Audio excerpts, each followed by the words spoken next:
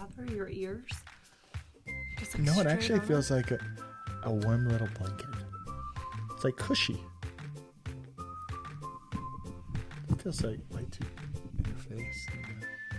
Hello? Can you hear me all right? Yes. I want to make sure you can hear me really well.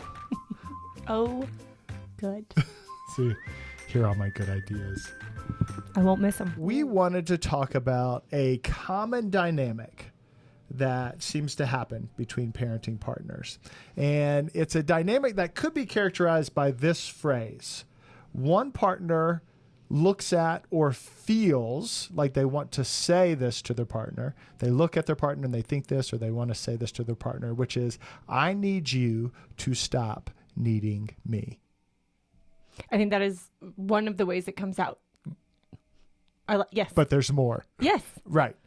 So what we're going to do is we're going to give you a little peek into the life of Paul and Tasha. And y'all, they're dealing with this right now. They are dealing with this right now. And we want to try to help them. And maybe you'll find yourself in Paul and Tasha's story. I don't know. Maybe you need to hear this, but we're going to get into it and see if we can't help them work through this scenario. Paul and Tasha have a busy, full, wonderful life. Paul works full-time and Tasha works full-time. They also have 3 kids. Paul is an engaged dad who by no means leaves parenting up to Tasha, but Tasha still fills the role of default parent. She is the first parent the kids express their needs to. I need new shoes. I need you to fill out this form for school. Can we get a new video game? What are we having for dinner? I can't find my shoes for dance. Where are they? And so on and so on.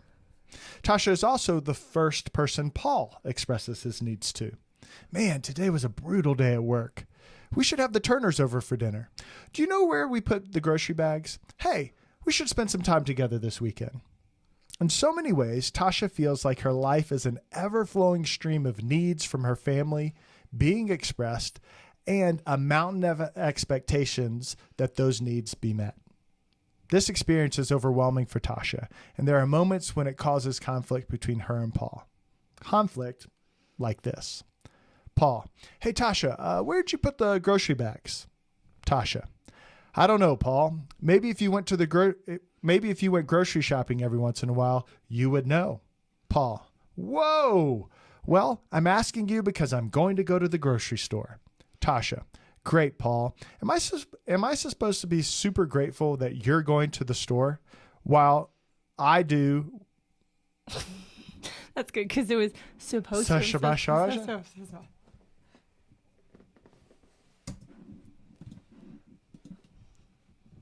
You should clap. Oh. I don't need to. Yeah. Tasha. Great, Paul. Am I supposed to be super grateful that you're going to the store? While you do that, I'm going to plan dinner tonight, help the kids with their homework, and do everyone's laundry. Paul. What is your deal, Tasha? Why are you so grumpy? Tasha. Paul, I'm grumpy because it's Saturday. I had a terrible week of work. The kids have a billion things they need from me, which honestly is fine because they're kids. And then there's you just adding one more thing, one more need to the list. Paul, I just asked where the grocery bags were so I could help you out, Tasha. Tasha, it's that, Paul. It's that oblivious statement that makes me angry. You don't even get how you add to the constant stream of needs that get dumped on me.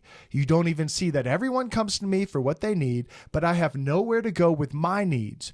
You're just adding to the burden rather than being a part of carrying the burden.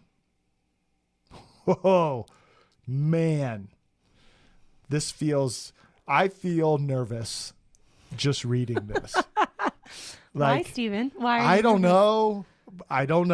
But I feel nervous because Tasha seems really upset and Paul seems to not understand what's going on. And I don't see it going well from here. I hear more defensiveness. Maybe Paul grabs the grocery bags and storms out of the house and Tasha goes on and they just both feel very distant. They have a history of needs. What that meant, to have a need, what their... You mean so individually? So like Tasha Yes. has a relationship with what it meant for needs to be expressed. Paul has a relationship with that as well. Yes. And then not currently in their relationship. and then currently in their relationship. All right. So, yes, what history. like a history with needs? Like what is that?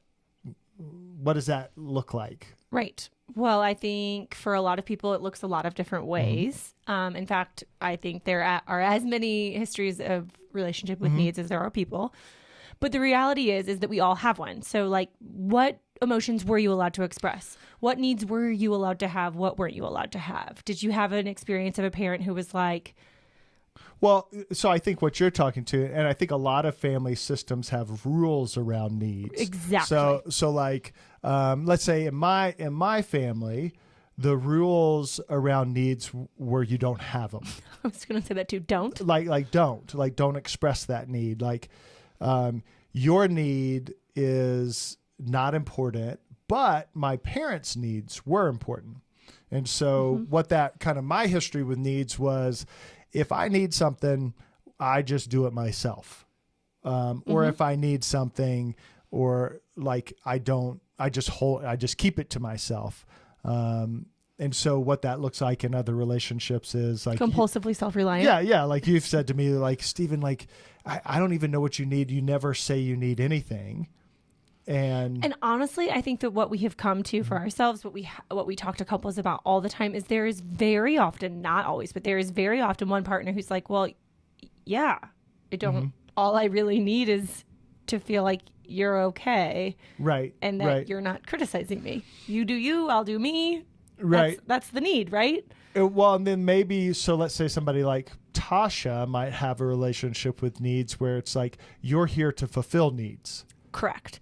And I think that while this couple, Tasha, Paul, you and me, we are mixed gendered couple. Yeah. This dynamic comes up where it does feel like a lot of women, a lot of moms, a lot of these default parent moms experienced girls are supposed to be quiet. They're supposed to be easy. They're supposed to not have needs. You're supposed to be You're supposed to meet everyone else's that's needs. correct. You're supposed to be for other people. Yeah. And say that. You're for other people. yes. Wow. And that is a message I think a lot of current now moms, a message they heard. Right. Definitely a message I heard. And you need to be forecasting and predicting and knowing what everyone else's needs are at the expense of paying any attention to your own. Correct. For the record, I was raised by a single mom, and while my mom didn't mean to perpetuate that, she was a single mom. So she was also like modeling, like just taking care of everyone's yes, wow. working 100% of the time while completely and necessarily, oh, that's a tricky word. I'm going to have to put a big asterisk by that, not having any herself. Right. So I'm like, oh yeah, that's what being a working mom means. You just do a bunch of stuff all the time, never stopping meeting other people's needs. But what I was going to say too, though, is that even outside of that, at school, by it didn't have to just happen at home for, I think, a lot of default parent moms to get this message. So, and I think you were clear to say, so like, you know, this is a mixed gendered couple.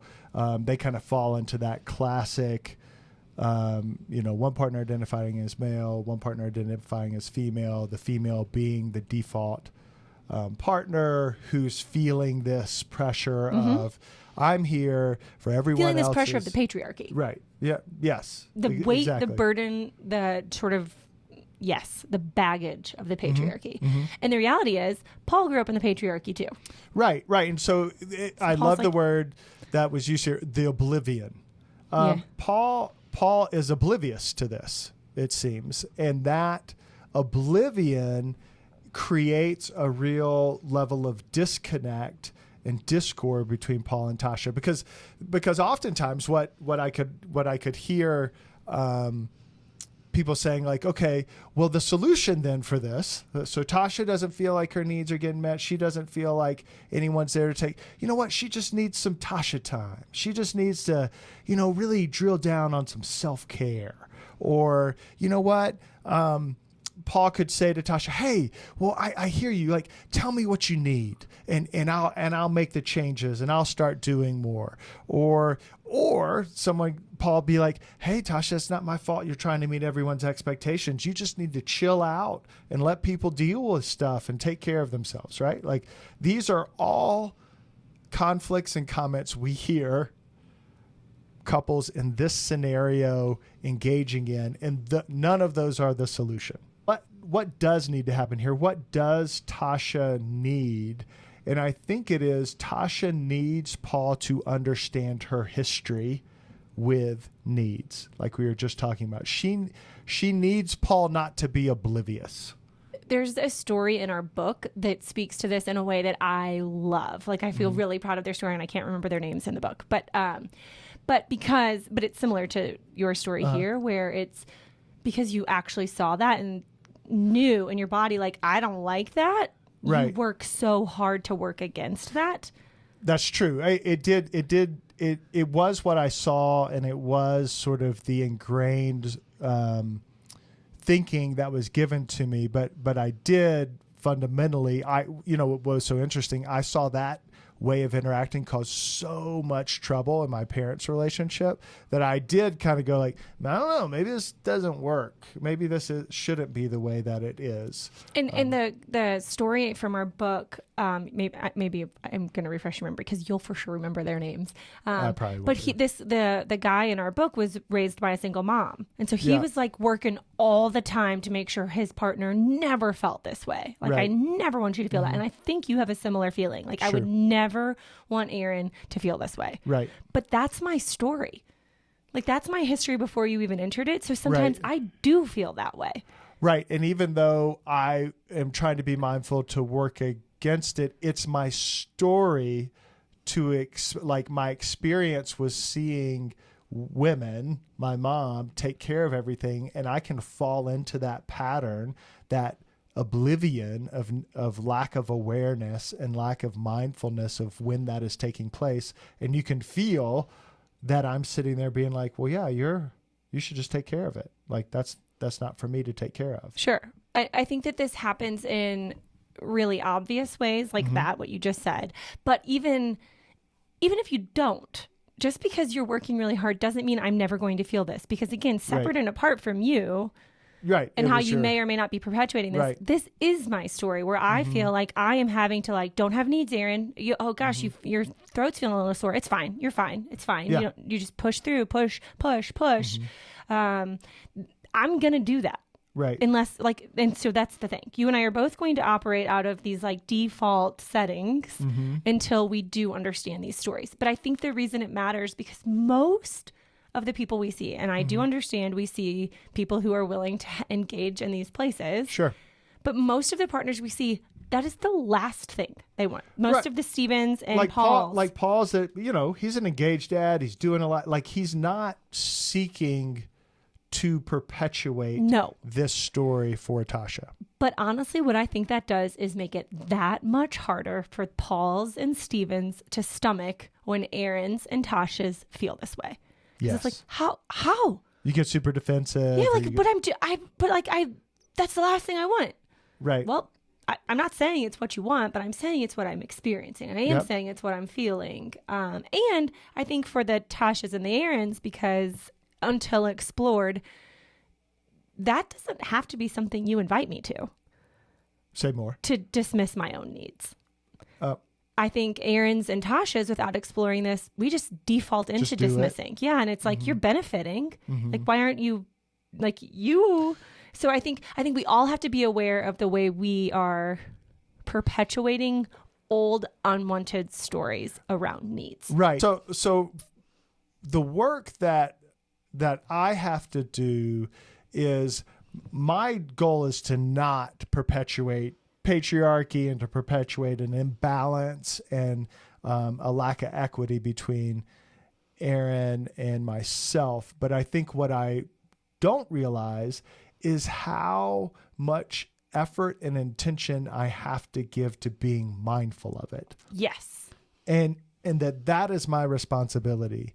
And that Paul being able to see, like, yes, I'm asking where the grocery bags are because I'm just trying to go to the grocery store. And maybe in a different context, on a different day, without this being the scenario, that ask wouldn't be a big deal. But Paul has to give effort and thought to like, oh, I get how me not just going and finding them and doing a little extra work and, figuring it out myself can add to this dynamic that Tasha is feeling. Be mindful of that, to be thoughtful of that on an intentional, perpetual basis. Yes. I think some of the words you used that I really appreciated were, if you aren't anticipating, if you aren't looking, I mean, I say this to my kids 4,000 times a day. Right. Like, if you leave that there, you are saying that's for someone else to pick up. Right. That is what you're saying. And we have all boys. And so it's very important. It's very important that we communicate with them that there's a deeper level to it as well, which they could be communicating to their partner. Like, this is your job as a woman to pick this stuff up. Right. And we, we're trying to break those cycles. In the world, but I do think that there's the work for you and Tasha, and see what this sounds like, is you said, so oftentimes there's kind of a relinquishing or a falling into this, like, I'll meet all the needs, I'll do all this kind of stuff without an awareness. Mm-hmm.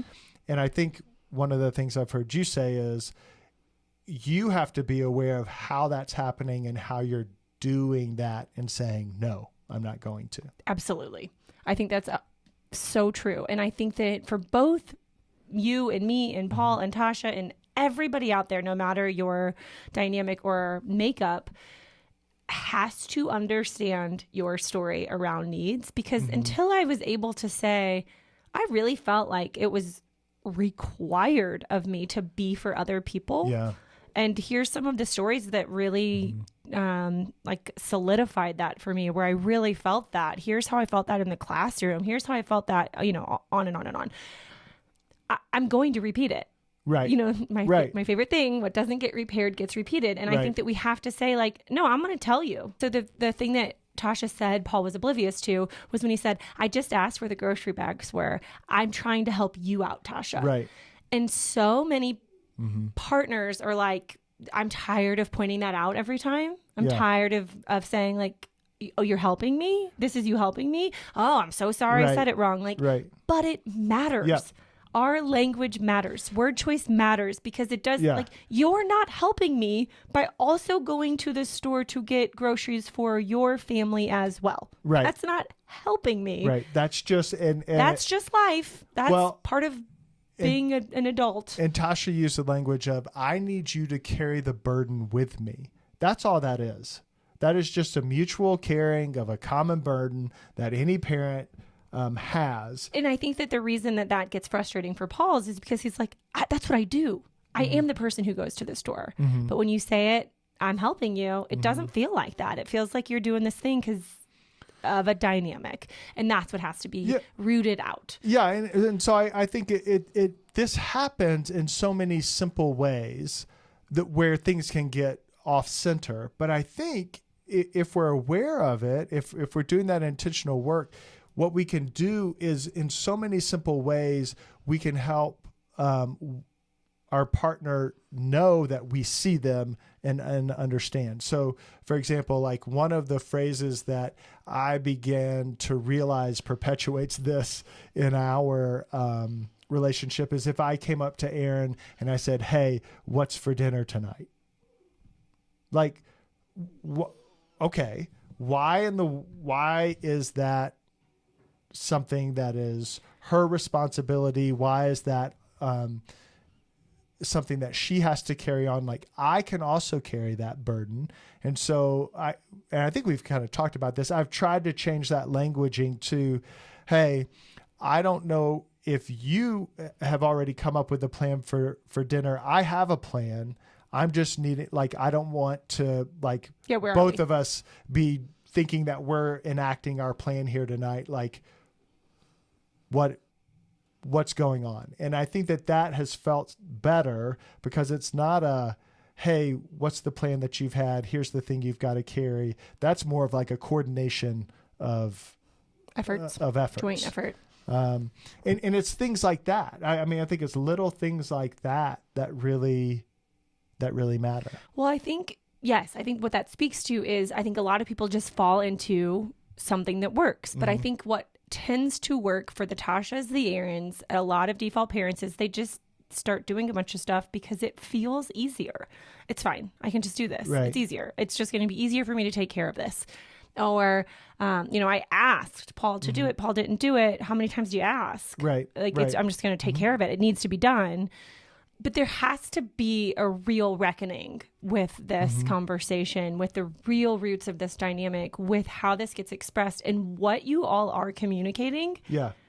Because it's serious. So what might this conversation look like? So after, Paul and Tasha have this conflict, how might they repair it and get to a different place? So I'll be Paul, you can be Tasha. Fantastic. So Paul says, so that conversation was heated. I think you were trying to say you're angry. Yes. Great deduction, Paul. I'm angry. Paul, you said that you don't feel like I'm part of carrying the burden of needs that everyone brings to you. Seems that there's a big part of how you feel that I am, what did you say, oblivious to? Tasha, well, that may have been harsh, but yeah, I don't feel like you understand the constant requests from you and the kids and the expectation that it is me who's going to meet every one of those requests. It's exhausting. It's unfair. I am completely overwhelmed by that. Paul, do you not believe that I want to know what you need or that I'm trying to meet your needs too? Tasha, no, I think you want to know. I think you want to know all of that. But at the same time, you don't ask. I don't feel like you're waking up each day thinking, what's going on for Tasha? What would be helpful? What would Tasha enjoy? What might Tasha be needing? I think you want to know, but only when I tell you. But I wake up predicting and imagining what everyone might need. I'd like to feel like you're doing the same. Paul, yeah, I don't do that. I react to what the kids need or what you need. If you say something or if the moment arises and someone needs something right then, I don't want to stress myself out trying to predict. Tasha, well, I don't know if you get the choice, Paul. When you don't stress yourself out, that means someone is. That means me. That means I have to. There isn't a world where someone isn't predicting and wondering about what our kids are going to be needing. So you not doing it means I am. Paul, wow. I don't think I fully get that or am aware of that, but it seems really important for me to understand it. And I think that I think that is the place of this shifting is Paul recognizing Tasha isn't given the choice. Right. This is an expectation dumped on her. And what she needs is Paul to carry the burden of that too. In other words, not just leave it to her because she's the default parent or the woman in the relationship, but seeing this as predicting and thinking about other people's needs and trying to meet other people's needs. That is a two-person job in their relationship, one that they are to carry together. Yes. And I think to whatever ends, because I think that there's also some prediction that doesn't need to happen. Sure. To be honest, I think that we can over predict. I think that that's a historical need also, because it feels long-term easier if I can just predict and meet everybody's needs. I'll have done my job. Right. And there's some unlearning that needs to happen in that too. But either way, it happens together. I feel like I can turn off because I feel like, oh, you actually get like, oh yeah, there's a soccer game today, which means there's a soccer bag that needed to have been packed, which means if you're like, yeah, where's that bag? That means you didn't think about it. Right. Which like understanding that dynamic. And I think that can happen a lot of ways. I think that can happen with little reminders. Like this was a moment like that, that comment, that felt like a moment where I'm like, oh, you expected me to have taken care of that. And as long as it's not passive aggressive, I think the more often that I've felt like you actually want me to bring those things up, the more I have felt that shift for us. Yeah. Like right there. like, I don't think you meant anything by it, but that feels like, why would I know that? Right. Why am I? Or why do I have to be the one who knows that? Yes. And I think that you have 100 times been like, I wasn't even really expecting you to know. I was more just like talking out loud. Like, yeah, but when you talk that out loud in front of me, it makes me feel like you do think it's my job to know that. Those types of bringing it to awareness rather than it living under the surface. Yeah. And so this is a really important conversation that, I don't know if we've met a couple that hasn't had it. But I do think that there's... You mean hasn't had the conflict. Yeah. Hasn't had the Very conflict. Rarely have they had the conversation. But it is really important for this dynamic to be brought to light. Your conflicts oftentimes bring it to light. Hopefully, through this, you can maybe see that there's a way to have this conversation like Paul and Tasha had it, that is more collaborative and more understanding, less blame and criticism, more kindness, compassion, and curiosity. But that is what is needed in terms for these things to shift, and for both partners to be sharing the responsibility of meeting all the needs that are present within their family.